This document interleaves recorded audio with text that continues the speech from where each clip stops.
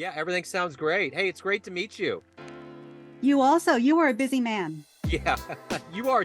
You're doing a lot of great work on your end too. So yeah, Yeah, but well, I guess we're all working hard, but I think I saw you have over 400 podcasts, you or interviews, and then just on this one, then you have your neon jazz, yeah, yeah. And then I got a day busy, job. I'm an and then you're IT. interviewing people. I'm sorry. No, no. And then I got a day job. I'm an IT technician. I'm a visual artist. I write. Yeah, I'm a busybody for sure. So, but it's And then been you're really. interviewing people from all over the world. Yeah, and that's the cool thing. I was approached by this platform about a year ago, and I'd always thought it would be really nice to delve into all kinds of different people because there's so many fascinating people in the world, and it's just been really great to like, and especially during this pandemic time, I think that's the thing. Everything's so divided, and there's a therapeutic component that goes into this process. We get to understand each other, and people get to understand different ways of life. It's so good because we're actually a lot more alike than we aren't. And I think that if we can see how simple we are as humans in our complex ways, it would make things better. So, Yeah, it's of course, when you otherize people for their opinions or background, religion, whatever, then when you otherize them, then you can discriminate and harm people. yeah. And we don't hear what anyone's saying. And that is a huge issue in our country. Absolutely, it is. Yeah. So, to begin, I want to get into what we've all been living through for the last 3 years. We're coming out of a pandemic, but we had to survive it. So I'm curious, how did you survive that 3 year period? And how has it changed the way that you live your life and conduct business now?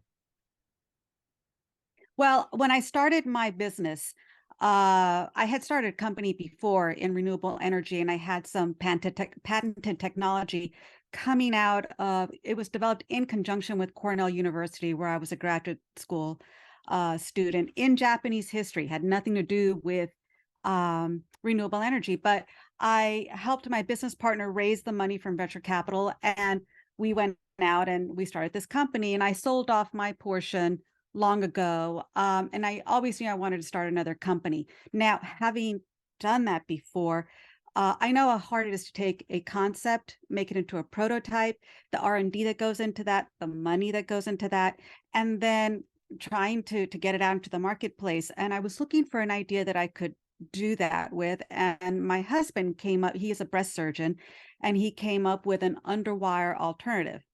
And I was looking at that idea and thinking, great.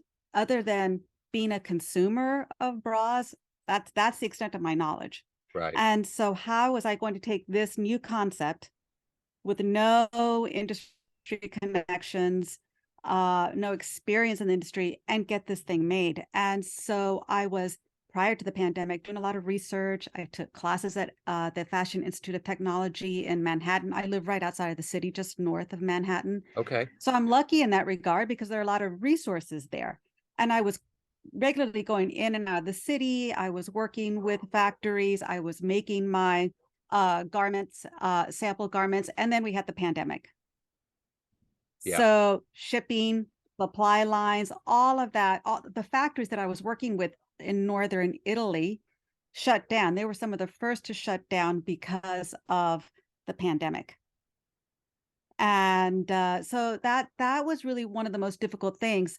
Um, and then we were all at home, and I didn't know what was going to happen. Even my husband couldn't operate. He specializes in breast cancer, Hmm. and he had critical cancer patients that couldn't be operated on because they needed those respirators, the ventilators for people, right, Yeah. with COVID. Yeah. So imagine you have a cancer and you can't have surgery. It was a very frightening time. But it was also, I must say that it was also a really good opportunity to, with my family that's kind of spread apart in the country. I have a sister in San Francisco, a sister in Vermont. My brother, he was alive at the time. He lived in New Mexico. My parents were in New Jersey. So we started having a daily Zoom call. And every day, we didn't want my parents to be so isolated. They're in their 80s. We couldn't go visit them. We didn't want to put them in danger. Um, and those daily Zoom calls were really important, really, really.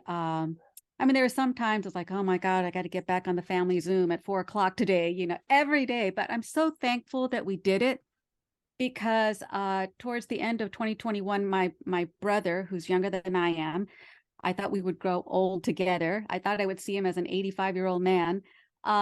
He developed kidney cancer, and within a few weeks of diagnosis, he died. And it was such a shock to my family and to me because we're very, very close. And that happened at the end of 2021. But it's those Zoom calls during the whole part of that pandemic from mid 2020 or March 2020 into December, or I'm sorry, until October of 2021, that we all got to see each other Yeah. so much. And that was, thank God for this technology. Yeah. Absolutely. Yeah, it's huge. Um, so I'm curious, when you were younger, what was your dream growing up? What did you want to become? I always knew that I would probably go into my own business. And I went to business school. I started out on Wall Street for Morgan Stanley in the 80s.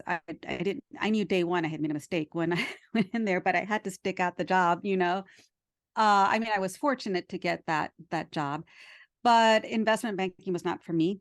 And I also like to travel, and I had lived in other countries. So I knew I wanted to combine my interest in travel with business.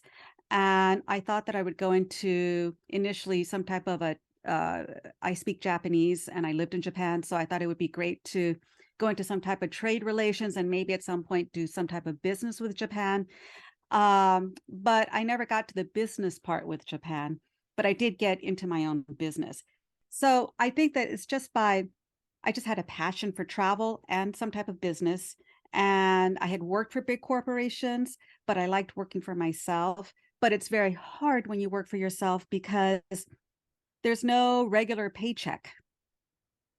There aren't any benefits, unless you generate it somehow, it's not there. Yeah. And so I think that it was really, I didn't like being in a 9 to 5 for someone else. And I always knew that as a young person. So I just thought I want to have my own business somehow. And I learned along the way, of course, how difficult that can be. But it's really challenging, but it can be really personally rewarding. But you do have to every day get up and say, okay, like you have to deal with all the problems. When I worked for a big corporation, well, they've got the marketing department, they got the legal department. You can just call, find out. You have experts in each department. But when it's just you Yeah. and you're handling every single thing, and that's not easy. It's heavy. I've noticed with the younger generations that a lot of them aren't just going into companies. I'm kind of a part of that Gen X thing where it was like we were trying to get out of that whole corporate thing. We valued travel and all these different things, level of frugality. But I've noticed with the younger generations, and I have a couple teenagers at home, that they're literally getting to a point where it's starting their own business is almost like them going and working for a company. There's kind of a sea change that's going on. Yeah, and I think that technology makes it easier. I Yeah. think the gig economy, the technology, the younger generation's facility with technology and their comfort in moving everything online. Mhm. You know, as an older person, I'm not used to that. Yeah. Uh, I'm not an avid social media user, but all my stepchildren are, all my nephews are. Their whole lives are digital, Yeah. and they're comfortable with that, and then they can find work in this gig economy, the kind of carving out their own lives in the way they want. Yeah. And I think too, with this remote working, it's opened up the possibilities to live somewhere else and do some type of work. Um, and I think that in many ways they have many more options, but in other ways, I worry about, say, down the road. Say, for example, who has a pension? Who has a pension anymore? Very few people have a pension. Yeah. My father retired with 2 or 3 pensions. Well, that's gone. Yeah. Unless you're, say, a fireman, as one of my stepchildren is. You have to rely on your own savings. for retirement, and we're living longer. Yeah. So, that's what I worry about is it's hard to save money. It's hard to plan for the future when you are young, probably not thinking about when you're 60, 70, or 80. I know I wasn't, Yeah. but now from my vantage point, the runway is a lot shorter. Yeah. And there are things I wish I had thought about when I was younger. Yeah. Yeah. So for young people, it's uncharted territory in many ways, and I envy that for them. Yeah. I really do. But I also wonder, like, what is that going to look like Yeah. for them? It's interesting. So speaking of youth, let's go back to the beginnings for you. Where were you born and raised, and how did these seeds of wanting to travel and to be your own business person and to be driven like that, how did all that happen for you? Well, I was born in Texas, but my father was a JAG officer in the Air Force, a lawyer in the Air Force, and my family's Spanish and Mexican. So my parents are bilingual. And it was right around the time that there was a nuclear accident. A lot of people don't know about this, but the U.S. military lost a hydrogen bomb in Spanish waters back in the 60s. Wow. And soon after my brother was born in Miami, we moved to Spain because my father, as a bilingual officer in the Air Force, he was a young captain in the Air Force, was sent to Spain. This incident happened in Palomares, Spain, where you had the whole Sixth Fleet and everyone looking at trying to find this missing hydrogen bomb Wow. that had been lost in a mid-air fueling crash. And so my father, having the legal background and speaking Spanish and being an officer, was brought in, and that's why we moved to Spain. And my sisters were born in Spain, and the first language I really spoke was Spanish. And then we moved back to the States, and we moved to Alabama, and that was at a time when you didn't really have a Latina or Latino population like you do now. Yeah. So there weren't a lot of Spanish speaking kids in Alabama at that time. And to make things a little bit worse, we spoke Castilian Spanish, which has a little lisp with the TH, or there's a certain sound from Spain Spanish that carried over into English that makes it sound like you have some type of a speech impediment, you know? And then when you're young, you just want to blend in with anybody, everybody there. You do not want to stand out differently. But we moved around a lot because of my father's career. And then my father and my mother both believed that when we were students when we had summer break, we would do an educational vacation. We focused on the vacation part. My parents focused on the educational part. But we traveled, and it was always assumed in my family that we would go and study abroad, which we did. And that was just always there for us, and we loved it. So that got me. I when I was in college, I went to study in Japan. When I came back, I knew I wanted to continue my international education, and I did. I went to Norway. I was in Turkey. Lived in these countries. Lived in Japan. Traveled, and that was always there. So I think people who love to travel, they just find a way to get there. Yeah. So what was the path for you to now? Like you talked about Japan and on this path, how did you gain the confidence to get to a point where you've created something that you're marketing and you're who you are today? How did all of that kind of happen timeline wise? I think it when I was young, I was very impulsive. So I didn't think. I have friends who planned out their retirement, when they were 22. Yeah. And in my mind, I thought there's so much I want to see and do on my own, and any opportunity there was to go and do something, I did it. And I think that really strengthened that I don't know if it's an ability or what, but it strengthened that passion to carve out a different life than uh I didn't see myself getting married and staying home and raising children. Not that there's anything wrong with that. There isn't. Yeah. But for me, I felt like I just wanted that freedom. And it was part of the reason why I had some difficulty working for corporations because I really felt confined. And on top of that, I was working in corporations that were quite male dominated, in industries that were male dominated. And I felt that constriction. So I think I always wanted to kind of chart my own course. And I did. I returned to get another graduate degree much later. I was what was called a mature student. I was much older than my fellow students. Um, but I studied all the time because I wasn't out at bars on Friday night. I was in the library until it closed because now I'm paying for my education and I have a goal in mind. So I take it much more seriously than I did maybe when I was younger. And I think it was always trying to do something different and always be challenged. And for me, starting a company is very challenging and very frightening. And again, you are put in a position where you have lots of obstacles that it's very easy to just say, all right, that does it. I'm out of here. I'm just going to go get a regular job and not worry about it. Just collect my paycheck and relax. And I just could not get myself to do that. Yeah. So who's been kind of a role model or a hero for you in your life? Well, there are a lot of course famous people that we know about. We hear about them. We think, oh my God. I think of the founder of Patagonia and Hmm. what he's done. And a lot of people, of course, love Patagonia. They think it's too pricey. But when you really think about what that man has done and that company has done in terms of more transparency in their production, their fair wages, the always looking to protect the environment, the education about that, the recycling efforts, when companies were not doing this.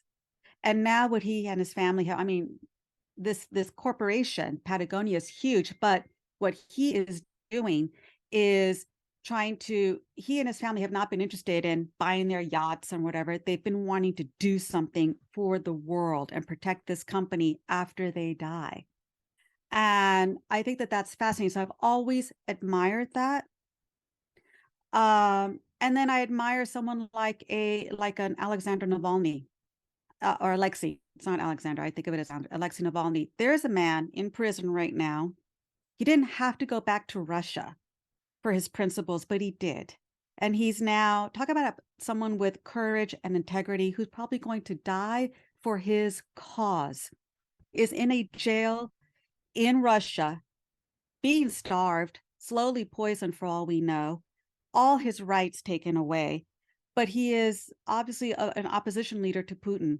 Talk about incredible courage and drive and integrity. When I look at those people, I think, okay, if they can do that, I can do my own stuff in my world. Like, my issues not as difficult for me to overcome as something like that.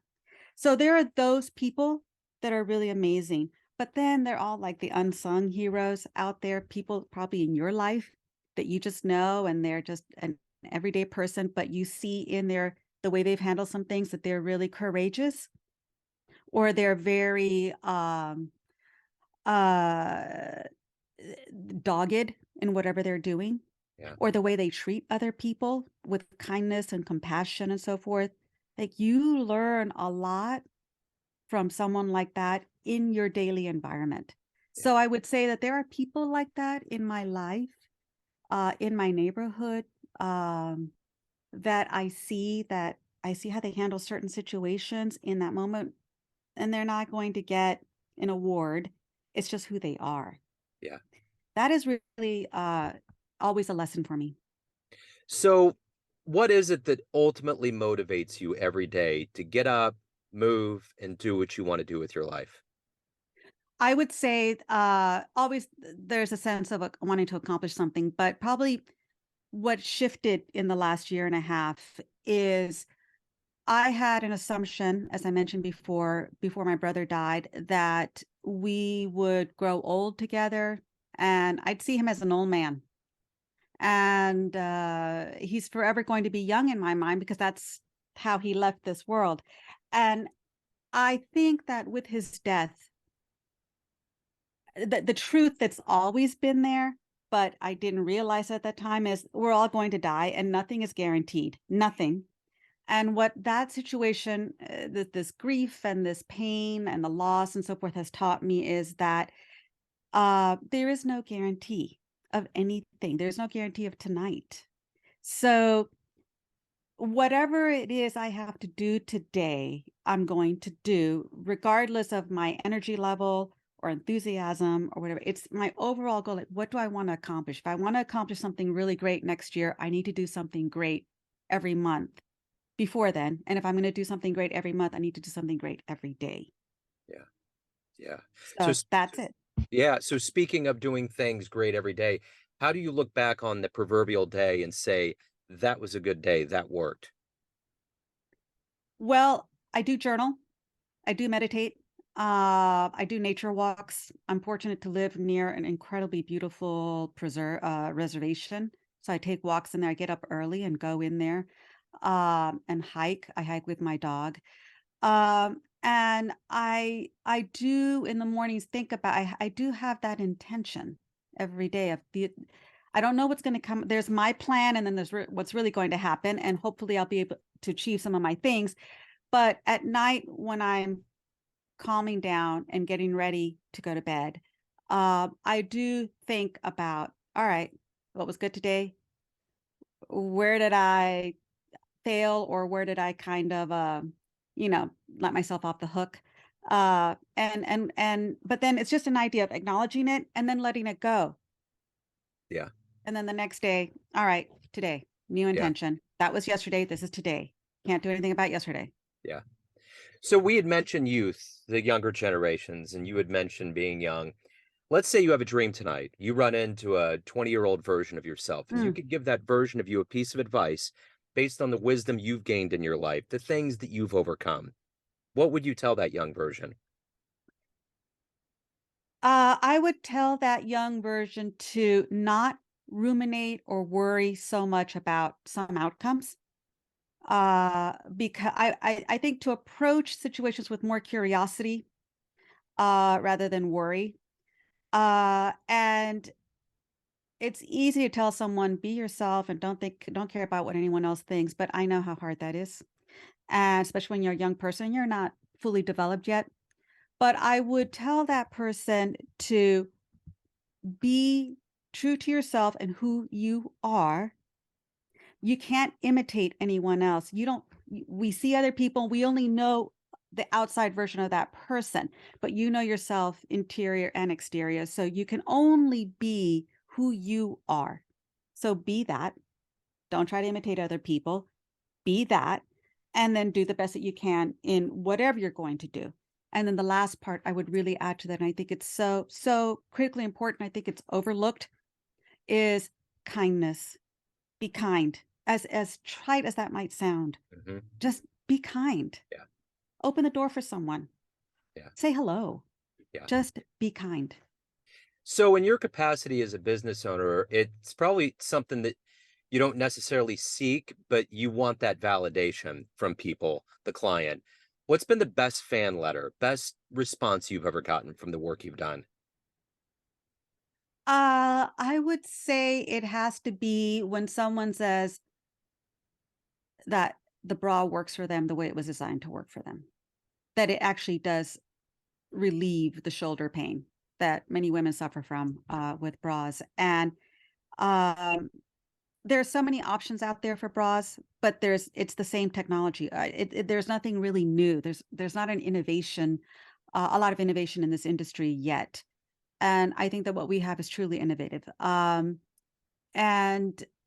when I hear someone and I have someone tell me, "My God, this really it really works as designed," that is gratifying. So, everyone out there has a perception of you. We have all these bubbles of people in our lives, from family, friends, clients, contacts, but you ultimately are in control. What's your perception of you? Who do you think you are? I think that I'm a kind person. I think that I am a compassionate person. And I am really very interested in the world. I'm interested in people. I'm interested in the environment. I'm interested in animal welfare, children's welfare. I care about this world. And so I try to participate in that somehow and demonstrate with my shopping choices, my eating choices. I am a monthly sustainer to different charities, just automatically. Most of them are have to do with animal welfare. I also believe in volunteering locally. So I do what I can globally, and I'm just one person out of billions, Yeah. but I also act locally. And I think that the people who know me see that. So as somebody that loves to travel, what's the one place on the planet you haven't been to that you want to go to, and why? I'd like to see Antarctica because I worry that it's going to disappear. Yeah, it's And a then, good but I one. do wonder if my efforts to get there contribute to disappearing, you know? The quagmire. Yeah, Yeah, yeah, I'd yeah, love to see this, but we are losing it. yeah, absolutely. So if you can meet one person alive on the planet right now and spend a little time with them, who would it be? I would love to spend time with Pema Chodron. She's a Buddhist nun. She's older. Yeah. I went to a retreat of hers a few years ago. I've read a lot of her books. When I was going through some really difficult times, it was her some of her retreat talks that are available online that really helped me kind of shift my perspective of suffering in general and compassion. And when I went to a retreat with her, I mean, there were hundreds of us there, so I didn't get to personally meet her, but I just thought, wow, it would be wonderful to sit down and have a conversation with her. Yeah, of all of the spiritual realms that exist, I've gone through them. There's something about Buddhism that just completely strips everything away. There's a level of grounded reality that is rooted in nature that just absolutely makes sense. It's comforting. So yeah, that It's would be dealing with fascinating. well, it would be, and I think it's dealing with the world as it is, and not trying to, we can't be happy all the time. There is suffering, but it's what we do with it, and it's how we, there's the self-compassion and the compassion, Yeah, and how we. It's how life was always fragile. Life was always difficult. It's how we respond to it, yeah. and to me, that's the essence of Buddhism. Absolutely it is. Yeah, for sure. This has been wonderful. Before we get out of the proverbial digital door here, I want to make sure anyone that wants to get your products, learn more about you, anything pertaining to your world, where is the best place to go? They can either go to our website, which is cobalt-rose.com. Or they can go to our Instagram, Cobalt Rose Bras, and they can learn. I'm going to be putting out some more videos about what we're doing and the innovation and why it works. And it's the first of several products coming out. Wonderful. Karina, thank you so much for opening up. This is a great story. I'm so glad that you took time out to talk with me today. So best of luck. Likewise, it was a pleasure to chat with you. And I just must comment, I love the view I'm seeing behind you that the United States, I didn't realize it when I saw it in a smaller version, but behind you, Yeah. that's gorgeous. Did you paint that? Yeah, I'm a visual artist. So yeah, I actually my wife's a grade school teacher. So I did it one day, just, I wanted to make the American map. And she was like, I'm gonna take that. And that's what happens all the time. She's like, I'm gonna just take it to my classroom. So it's up in her classroom for the kids to see. And That's um, beautiful. yeah, thank you. I used to have an old logo, and one time I was having her look at something, and she was like, I can't take that logo anymore. So I was like, all right, I'll come up with a new one. So it's there it is. So it's all good. Well, now that I see it in a bigger format, I got it right away, and I love the multicolor, portion in the middle. I like it. Cool. I got to tell you, my stepdaughter is half Panamanian, so she's always kind of going through that struggle of being, kind of white and Latina and going through that and the comments and all of that. So her mom's very careful. I tend to be kind of reckless, so I've gotten her to ride roller coasters. In fact, the other day so she finally got to meet her dad, who is not a good Oh, guy, but how old is your stepdaughter? she's 17. Oh, wow. Okay, So what a big moment. yeah, so she met him when she was 16 and it didn't work out, but she wrote a poem.